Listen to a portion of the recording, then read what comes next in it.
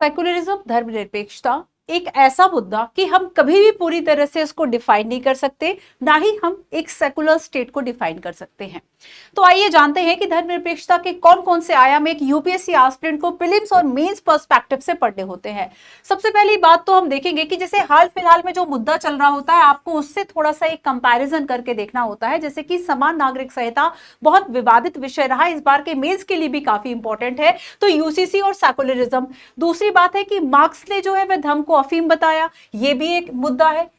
Next है कि नेहरू जी के जो विचार है वह धर्मनिरपेक्षता को लेकर क्या रहे। इसके अलावा कुछ ऐसे लैंडमार्क जजमेंट्स हैं जो कि काफी इंपॉर्टेंट थे और इसी से रिलेटेड थे, धर्म से संबंधित थे। जैसे कि हम शाह बानो केस की बात करें, सबरीमाला केस की बात करें, ठीक है, सुप्रीम कोर्ट ने कई ऐसे डिसीजन दिए। एसआर बोम्मईवाद की बात करें जिसमें सुप्रीम कोर्ट ये कहता है कि अगर हमने राजनीति से धर्म को दूर नहीं किया, हमें इसके लिए उपाय करना चाहिए। अगर हमने राजनीति को धर्म से दूर नहीं किया तो ऐसे में जो भी दल सत्ता में आता है उसकी जो विचारधारा होगी वही इस देश की विचारधारा पर, इस देश के धर्म पर थोप देगा। तो यहां पर भारतीय धर्मनिरपेक्षता की कुछ आलोचनाएं हैं। तो हम यूरोप से लेके जो पश्चिमी देश है और भारतीय धर्मनिरपेक्षता है, इन दोनों के बीच में हम अंतर भी देखते हैं। ठीक है, इसके लिए कुछ चैलेंजेस भी हैं, जैसे कि हम कम्युनल राइट्स की बात करते हैं, सांप्रदायिकता की बात करते हैं, मॉब लिंचिंग की बात करते हैं, लव जिहाद जैसे कॉन्सेप्ट्स देखते हैं। तो ये हमें एक चुनौतियों के रूप में समझ में आते हैं।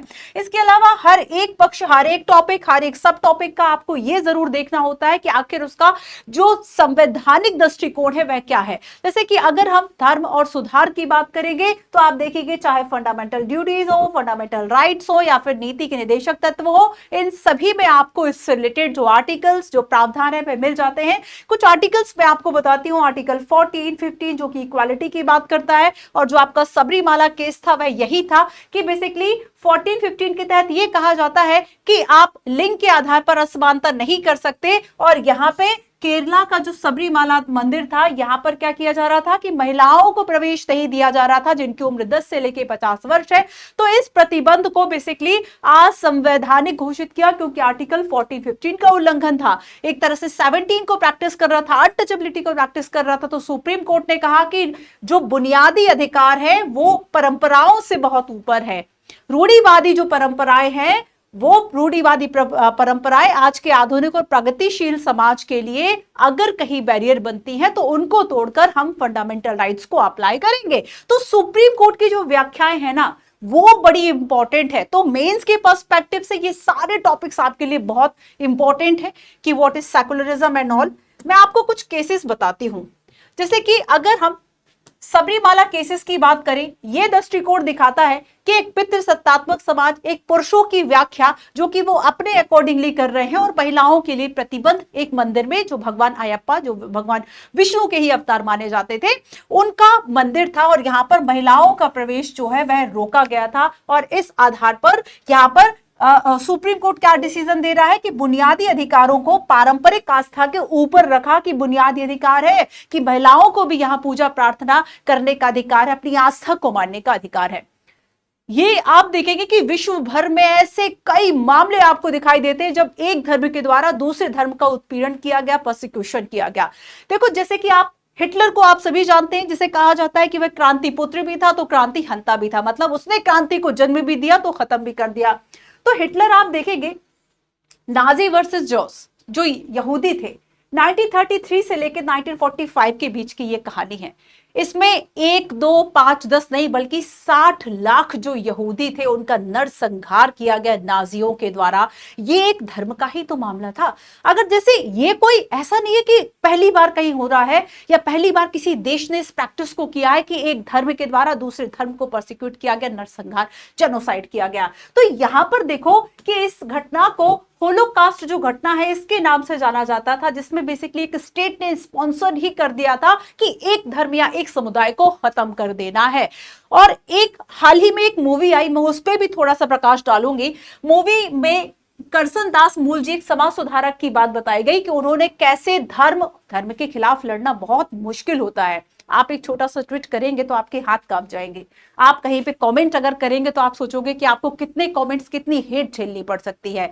तो कहते हैं कि जहां पे तर्क आया वहां पे आस्था चली गई। लेकिन ये सोचो, अगर हम अंधश्रद्धा की बात करें, जैसे कि आपने भी हथरस कांड देखा, उसमें मैं कुछ विक्टिम्स के ना वो सुन रही थी, जो वहां पे पता ऐसे लोग थे जो कि आपको पता लगभग 100-150 लोग जो है उनकी भगदड़ जब हुई थी तो उनकी मौत हो गई। तो ऐसे में कुछ लोग ये कह रहे हैं कि अच्छा मैं क्यों नहीं मरी, मैं कैसे बच गई, अगर मैं मर जाती तो मुझे मोक्ष मिल जाता। बाबा जी क्या मोक्ष उनको मिल रहा था। तो यहां पर क्या है बच्चों कि ये आप देखेंगे कि अभी जो ये अलग अलग इंटरप्रेटर आते हैं ना कि अपने तरीके से व्याख्या, सभी धर्मों में आपको इस तरह के लोग मिल जाएंगे, सभी धर्मों में। तो तर्क, आस्था, नैतिकता कुछ तो समझ में आना चाहिए। संविधान भी कहता है कि धर्म धर्म की स्वतंत्रता, धार्मिक स्वतंत्रता पर प्रतिबंध 3 कारणों से लगाया जा सकता है। 3 प्रतिबंध हो सकते हैं, आधार हो सकते हैं। पहली बात है कि अगर पब्लिक ऑर्डर्स प्रभावित हो रहे, लोक व्यवस्था प्रभावित हो रहे, तो आपकी स्वतंत्रता पर प्रतिबंध लगाया जाएगा। दूसरी बात यह कही जाती है कि अगर नैतिकता प्रभावित होगी, जो कि इस केस में प्रभावित हो रही थी। और तीसरी बात है अगर स्वास्थ्य प्रभावित हो रहा हो, तो नैतिक, स्वास्थ्य और पब्लिक ऑर्डर, इन तीनों के आधार पर धार्मिक स्वतंत्रता पर प्रतिबंध लगा। अब इस केस को बताती हूं। तो करसन दास मूलजी के द्वारा पत्रिका सत्य प्रकाश में एक लेख छापा जाता है, एक जो संप्रदाय के महाराज गुरु थे उनके खिलाफ, और इन्होंने आस्था और धर्म के नाम पर महिलाओं का जो यौन शोषण है वह किया था। जब ये मामला जो है वो कोर्ट में पहुंचता है, और उस वक्त कलकत्ता में सुप्रीम कोर्ट हुआ करता था, है ना, कलकत्ता में सुप्रीम कोर्ट था। तो कोर्ट में बेसिकली जो ये गुरु महाराज जो संप्रदाय के थे, उन्होंने क्या किया कि मानहानि का केस जो है वह समाज सुधारक पर मानहानि का जो केस है वह लागू कर दिया, वह आरोप लगा दिया। और जब केस को कोर्ट के द्वारा सुना गया, तब ये पाया कि ये मुद्दा धार्मिक विचारधारा, किसी को डिफेम करने का तो था ही नहीं, ये केस किसी डिफेमेशन का नहीं था, ये तो नैतिकता का केस था। और नैतिकता के आधार पर इन पर फिर जो बाद में मुकदमा है वह चलाया गया। तो यहाँ पर कई ऐसे केसेस आपको दिखाई देते हैं। याद करो, जब आप मध्यकालीन इतिहास को पढ़ते हैं या आप आधुनिक काल की जब शुरुआत को पढ़ते हैं, आप उस समय में सामाजिक धार्मिक सुधार आंदोलन पढ़ते हैं। आखिर उन आंदोलनों को सामाजिक धार्मिक सुधार, केवल सामाजिक सुधार कह देते तब नहीं चलता क्या? नहीं चलता। क्यों? क्योंकि समाज की जड़ में था धर्म, और धर्म में कुछ ऐसी भी कुप्रथाएं होती हैं जिसके द्वारा जो समाज है वह संचालित होता है। एक धर्म के द्वारा दूसरे धर्म का शोषण, तो एक ही धर्म के अंदर अलग अलग शाखाओं का भी शोषण होता है। आप सबसे ज्यादा देखेंगे कि जैसे कोई धर्म बहुसंख्यक में है तो वह अल्पसंख्यकों का शोषण कर लेगा, एक ही धर्म में कोई अग्रणी जातियां हैं तो वह निम्न जातियों का जो शोषण है वह कर लेंगी। इस तरह की चीजों से हमें हमारा जो संविधान है वह बचाता है। आपको यह जानकारी कैसी लगी कमेंट करके जरूर बताना। अब देखो, इसमें कोर्ट की जो भूमिका है वह बड़ी इंपॉर्टेंट है कि सुप्रीम कोर्ट जो कि हमारे संविधान का व्याख्या करता है, हमारे फंडामेंटल राइट का गार्जियन है, अभिभावक है, तो कोर्ट के द्वारा जो व्याख्याएं करी जाती है वो बड़ी सही होती है, तर्क, नैतिकता, इन सभी चीजों को ध्यान में करके करी जाती है। तो कोर्ट के द्वारा यह कहा गया कि देखो, जैसे कि राजनीति और धर्म एक बड़ा मुद्दा, जैसे कि महात्मा गांधी कहते हैं कि बिना धर्म की राजनीति, तो वहां पर उनका धर्म का मतलब नैतिकता था कि बिना नैतिकता के आप राजनीति नहीं कर सकते।